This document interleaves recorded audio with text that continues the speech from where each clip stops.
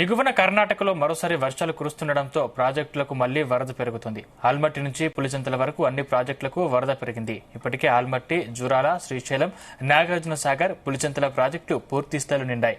దీంతో వచ్చిన నీటిని వచ్చినట్లు గేట్లు ఓపెన్ చేసి దిగువకు రిలీజ్ చేస్తున్నారు అధికారులు. అయితే అన్ని ప్రాజెక్టుల నుంచి సాగు కోసం నీటిని విడుదల చేస్తున్నారు అధికారులు.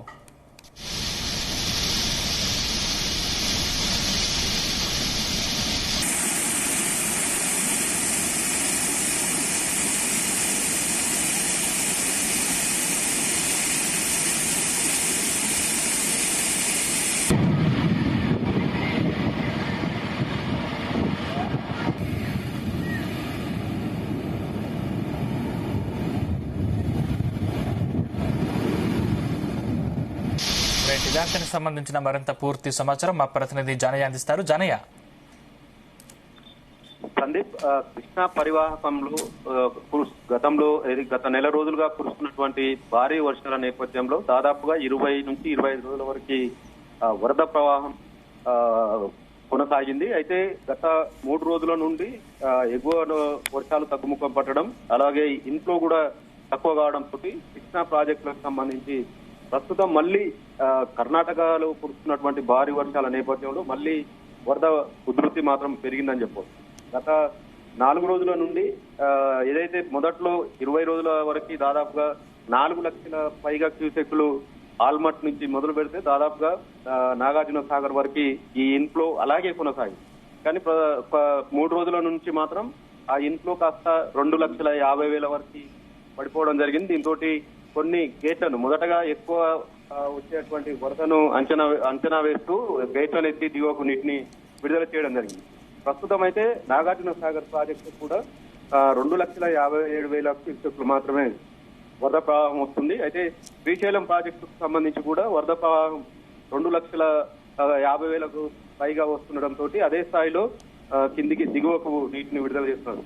అయితే కర్ణాటకకు సంబంధించి ప్రస్తుతం మళ్లీ వర్షాలు కురుస్తున్న నేపథ్యంలో ఆల్మట్టికి వరద ఉధృతి పెరగడంతో మళ్లీ గేట్లను ఎత్తి దిగువకు నీటిని విడుదల చేస్తున్నారు. ఇటు ఆల్మట్టి నుంచి మొదలు పెడితే ఆల్మట్టి, నారాయణపూర్, అలాగే జూరాల, శ్రీశైలం ప్రాజెక్టులు దాదాపుగా 20 రోజుల పాటు వచ్చినటువంటి భారీ వరద నేపథ్యంలో నిండు కుండలా మారడంతో దిగువకు నీటిని విడుదల చేయడం జరిగింది. దీంతో పాటు ఇటు ఆగస్టు నెలలో దాదాపుగా సాగుకు కూడా నీటిని విడుదల చేస్తున్నారు. ఎందుకంటే ఈ సీజన్ కు, వర్షాకాలం సీజన్ కు సంబంధించి ఏదైతే ప్రాజెక్టులకు ఇక్కడ ఏదైతే ఈ ప్రాజెక్టులు ఉన్నటువంటి ప్రాంతాల్లో తక్కువ వర్షపాతం నమోదైనప్పటికీ పైన అంటే ఎగువ ప్రాంతంలో కురుస్తున్నటువంటి భారీ వర్షాల నేపథ్యంలో ఆగస్టు నెలలోనే అన్ని ప్రాజెక్టులు, కృష్ణా బేసిన్ లో ఉన్నటువంటి అన్ని ప్రాజెక్టులు కూడా నిండు కుండలా మారడం, ఇటు సాగు కూడా అనుకూలంగా